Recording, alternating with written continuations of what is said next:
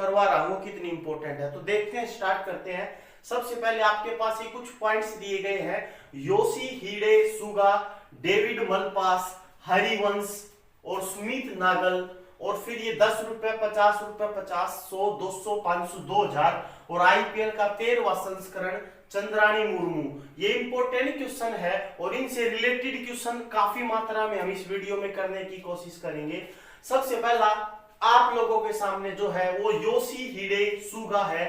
ये जापान के प्रधानमंत्री बनाया गया है। जापान का नया प्रधानमंत्री बने, ये जापान के नए प्रधानमंत्री बने हैं। इससे पहले जापान के प्रधानमंत्री शिंजो आबे थे। इससे पहले कौन थे? शिंजो आबे जापान के प्रधानमंत्री थे, लेकिन उन्होंने किसी कारणवश हेल्थ के इश्यू से को लेकर इन्होंने इस्तीफा दे दिया था।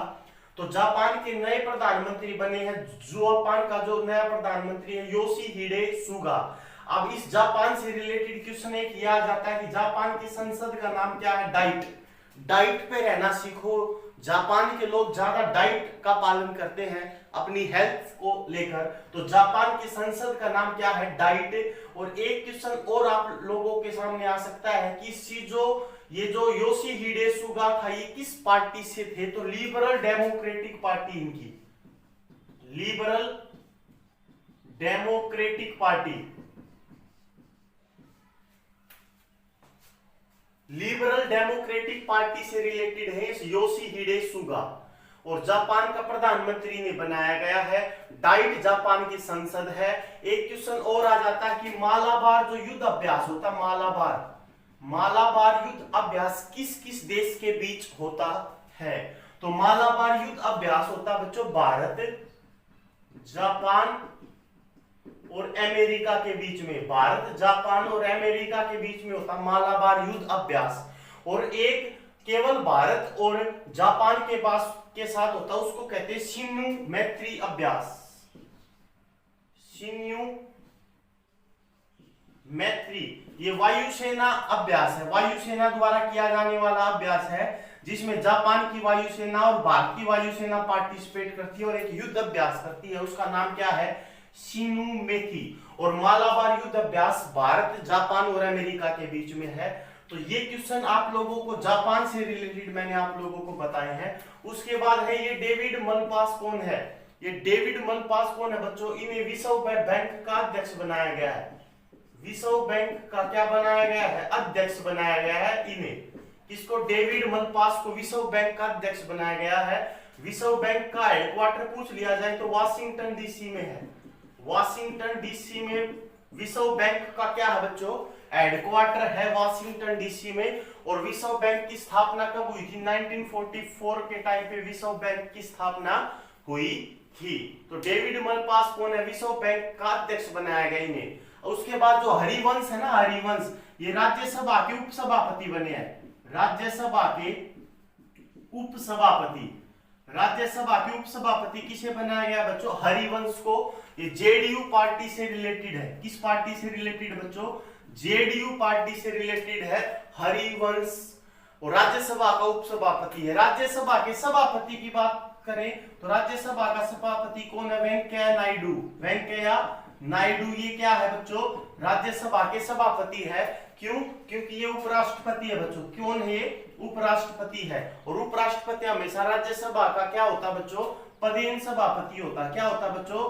पदेन सभापति। एक क्वेश्चन और आ जाता है कि बच्चों राज्यसभा ये जो राष्ट्रपति का, उपराष्ट्रपति का जो चुनाव होता है ना, उपराष्ट्रपति का चुनाव, इसमें कौन कौन पार्टिसिपेट करता है? तो आपका आंसर होगा लोकसभा और राज्यसभा के सभी सदस्य पार्टिसिपेट करते हैं। कौन करते हैं? सभी सदस्य पार्टिसिपेट करते हैं उपराष्ट्रपति के चुनाव में, लोकसभा और राज्यसभा के। लेकिन अगर क्वेश्चन आ जाए कि राष्ट्रपति के चुनाव में कौन कौन पार्टिसिपेट करता है, तो इसमें करता है लोकसभा, राज्यसभा और विधानसभा।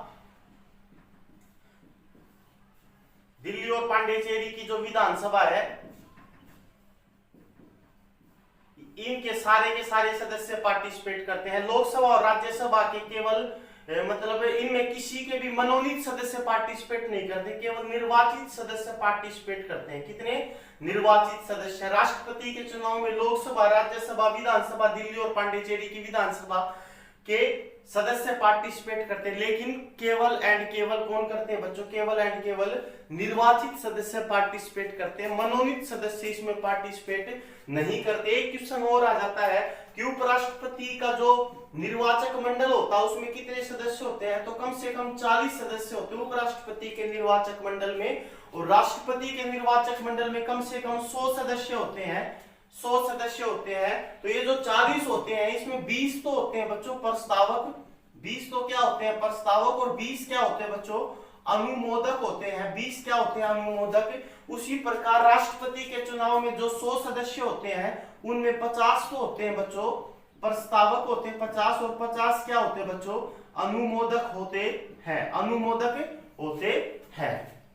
यहां तक की बात मेरे ख्याल से आप लोगों को समझ में आ गई होगी, ठीक है। उसके बाद आप अगर आपसे कोई पूछे राष्ट्रपति को शपथ कौन दिलाता, तो सुप्रीम कोर्ट का मुख्य न्यायाधीश, और उपराष्ट्रपति को शपथ कौन दिलाता है राष्ट्रपति।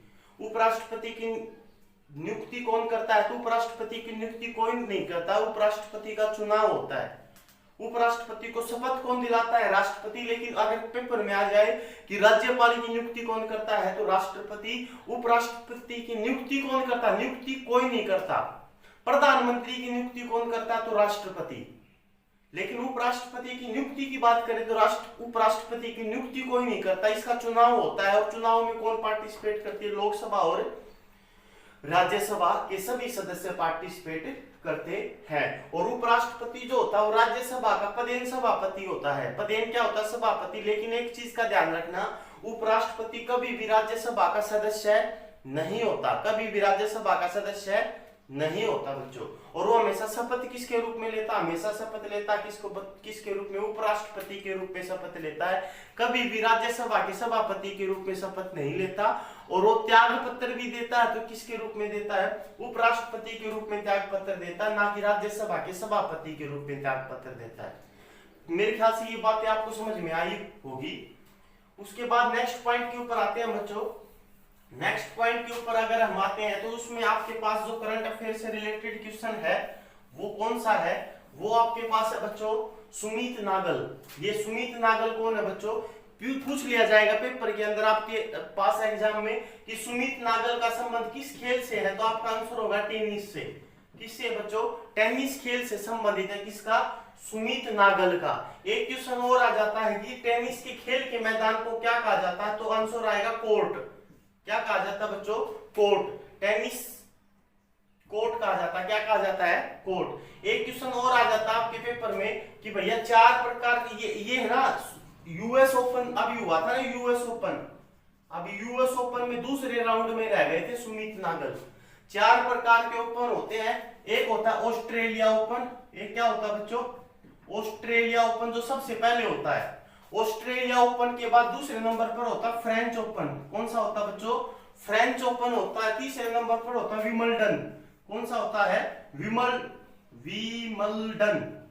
तीसरे नंबर पर होता है विंबलडन, और चौथे नंबर पर ये आपके पास यूएस ओपन होता है, यूएस ओपन होता है चौथे नंबर पर। ये लगभग जनवरी के मध्य में होता है, ये लगभग आपके पास जून के पास होता है, मई जून के पास, ये जुलाई के पास होता है, ये अब लगभग अगस्त सितंबर के पास होता है। तो अभी यूएस ओपन हुआ था, ठीक है। एक क्वेश्चन और आ जाता बच्चों, इसमें जो ऑस्ट्रेलिया ओपन और जो यूएस ओपन है ना, ये तो हार्ड कोर्ट पर खेले जाते हैं, मतलब इनके जो मैदान होते हैं वो हार्ड कोर्ट कहलाते हैं। इसका भी हार्ड कोर्ट कहलाता है और यूएस ओपन का भी क्या कहलाता है बच्चों, हार्ड कोर्ट कहलाता है। लेकिन बच्चों इन दोनों में दिक्कत होती है, फ्रेंच ओपन और विंबलडन ओपन में। तो जो फ्रेंच ओपन होता है ना, ये मिट्टी पे खेला जाता है, कले कोर्ट पर खेला जाता है, ये मिट्टी के मैदान में खेला जाता है। और जो विंबलडन होता है ये ग्रास में खेला जाता है, ग्रास कोर्ट में। ये किस में खेला जाता है, ग्रास कोर्ट में खेला जाता है। तो 4 प्रकार के ओपन होते हैं, Australia open, French open, Wimbledon open, US open.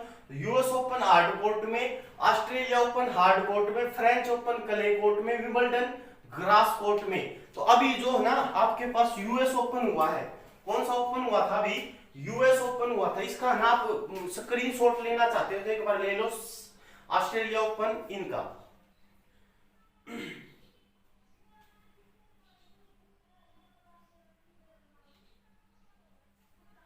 अभी जो यूएस ओपन जीता है वो डोमिनिक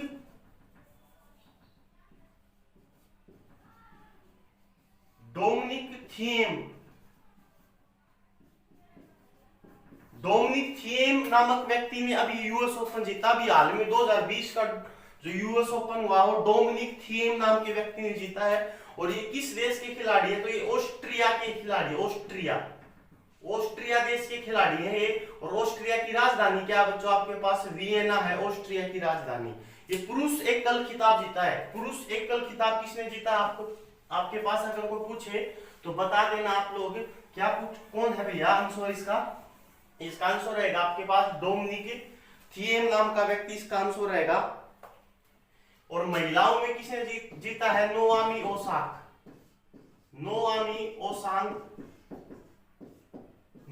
ओसाका ने जीता महिला एकल खिताब। नोआमी ओसाका ने जीता है। और ये कहां की प्लेयर है? ये है आपके पास जापान की प्लेयर। ये जापान की प्लेयर है। महिला एकल खिताब यूएस ओपन का जीता है नोआमी ओसाका ने। और बच्चों डोमिनिक थीम ने जीता है पुरुष एकल खिताब यूएस ओपन। ठीक है, अलग अलग के बताएंगे हम कौन सा हुआ था कौन सा नहीं हो पाया कोरोना की वजह से। लेकिन अभी के लिए केवल आप यूएस ओपन को याद करो, क्योंकि सभी एक साथ करवाएंगे तो याद नहीं हो पाएंगे, प्रॉब्लम क्रिएट हो जाएगी। इसलिए अब यूएस ओपन जीता है पुरुष का डोमिनिक थीम। 5 बार बोलो Dominic Thiem US Open. Sumit Nagal भी किस में रहा था? दूसरे राउंड में यूएस ओपन में रहा था। और नोआमी ओसाका ये जापान की प्लेयर है और महिला एकल खिताब इसने जीता है। और ये ऑस्ट्रिया देश के खिलाड़ी हैं। उसके बाद नेक्स्ट पॉइंट के ऊपर आते हैं जो बहुत ही इंपॉर्टेंट पॉइंट है आप लोगों के लिए। वो पॉइंट है 10 रुपए, 50 रुपए, 200 रुपए, 500 रुपए और 2000 रुपए। तो एक पेपर में क्वेश्चन आ जाएगा कि 10 रुपए के नोट पर किसकी तस्वीर अंकित है। जैसे आप लोगों को पता है पहले महात्मा गांधी की तस्वीर अंकित होती थी, तो अब 10 रुपए के नोट पर किसकी मूर्ति अंकित है ये आपसे पूछ लिया जाएगा। तो आप लोग मुझे कमेंट बॉक्स में जरूर बताएं 10 रुपए के ऊपर, 20 रुपए के ऊपर, 50 रुपए के ऊपर किसके साइन, किसके चित्र हैं। तो 10 रुपए के ऊपर अगर आप बात करें तो कोणार्क के सूर्य मंदिर है। कोणार्क का सूर्य मंदिर जो कर्नाटका के अंदर है वो 10 उसके ऊपर 10 रुपए के ऊपर इनकी एक तस्वीर है, इनका एक चित्र है 10 रुपए पे कोणार्क का सूर्य मंदिर। उसके बाद पूछ लिया जाएगा कि 20 रुपए पर किसका है। 20 रुपए पर, तो 20 रुपए पर किसका बच्चों? 20 रुपए पर है एलोरा की गुफाएं। ये 20 रुपए के नोट पर इनका चित्र है, एलोरा की गुफाओं का 20 रुपए के नोट पर चित्र है। ठीक है, और 50 रुपए पे पूछ लिया जाए 50 रुपए पे किसके है? तो हम्पी के पत्थर से बना हुआ रथ का चित्र किस पर अंकित है? 50 रुपए के नोट पर। 10 रुपए पे कोणार्क का सूर्य मंदिर, 20 रुपए पे एलोरा की गुफाएं। एलोरा और अजंता की गुफाएं कहां पर है? महाराष्ट्र के औरंगाबाद में है, ये कर्नाटका के अंदर है। और हम्पी के मंदिर भी कहां पर? कर्नाटका के अंदर। 50 रुपए पे है हम्पी के पत्थर से बना रथ। उसके बाद 100 रुपए, उसके बाद कौन सा है? 100 रुपए पर क्या है? रानी की बाव कहां पर है? 100 रुपए के नोट पर किसका चित्र है भैया? रानी की बाव का चित्र है। 200 रुपए के ऊपर किसका चित्र है? 200 रुपए के ऊपर है सांची के स्तूप जो है वो किसके ऊपर है बच्चों? 200 रुपए के नोट पर किसके चित्र अंकित है? सांची के स्तूप का। उसके बाद 500 रुपए पे किसका बच्चों? 500 रुपए पे लाल किला। 500 रुपए पे कौन है बच्चों? लाल किला कहां पर है? आगरा के अंदर है। और 2000 के ऊपर क्या बच्चों? 2000 के ऊपर मंगलयान का चित्र अंकित है। तो बच्चों 10 रुपए पे कोणार्क का सूर्य मंदिर, 20 रुपए पे एलोरा की गुफाएं, 100 रुपए पे रानी की बाव, 50 रुपए पे हम्पी के पत्थर से बना रथ और 200 रुपए पे सांची के स्तूप है और 500 पे लाल किला, 2000 पे मंगलयान है। यहां तक की बातें मेरे ख्याल से आप लोगों को समझ में आ गई होगी। बोलो राधे राधे, जय श्री कृष्णा, रामा रामा हरे हरे। उसके बाद बच्चों आईपीएल 13 का संस्करण अभी हाल ही में हुआ, सितंबर में चला है आईपीएल 13। तो अभी तक कितने आईपीएल हो चुके हैं? तो अभी तक आईपीएल के 13 संस्करण हो चुके हैं। पहला आईपीएल 2008 में हुआ था। पहला आईपीएल कब हुआ था बच्चों? 2008 में हुआ था। और जीता किसने था? राजस्थान रॉयल ने। किसने जीता था बच्चों? राजस्थान रॉयल ने जीता था पहला आईपीएल 2008 के अंदर। लेकिन अगर पूछ लिया जाए आईपीएल की स्थापना कब हुई थी, तो 2007 में हुई थी। लेकिन पहला आईपीएल कब हुआ था? 2008 में राजस्थान रॉयल ने ये आईपीएल जीता था। अभी जो आईपीएल चला हुआ वो कहां पर चला हुआ? यूएई में। कहां पर चला हुआ है? यूएई के 3 शहरों में चला हुआ, जिसमें से एक शहर का नाम क्या है? Abu Dhabi. आबू धाबी जो वहां पे क्रिकेट का ग्राउंड है, उसके अंदर वहां पे 3 शहर है इस यूएई के अंदर। दोनों में से एक जो है आबू धाबी बहुत इंपॉर्टेंट है। तो अभी तक सबसे ज्यादा आईपीएल किसने जीते? मुंबई इंडियंस ने। अभी तक सबसे ज्यादा आईपीएल किसने जीते हैं? मुंबई इंडियंस ने। 4 आईपीएल के संस्करण जीत चुकी मुंबई इंडियंस। इससे पहला जो अभी ये 2020 में है, इससे पहला 2019 में जो हुआ था वो भी किसने जीता था? मुंबई इंडियंस ने जीता था। तो सबसे ज्यादा तो मुंबई इंडियंस ने, और दूसरे नंबर पर चेन्नई सुपर किंग्स ने। चेन्नई सुपर किंग्स ने जीते हैं। तो अभी और सबसे ज्यादा अब तक आईपीएल में रन कौन बना चुका? विराट कोहली। विराट कोहली। तो अगर ये क्वेश्चन आप लोगों को समझ में आ रहे होंगे, आगे बढ़ते हैं हम और आखिरी क्वेश्चन के बारे में बात करते हैं। आखिरी हमारा क्या था क्वेश्चन, वो देखते हैं एक बार।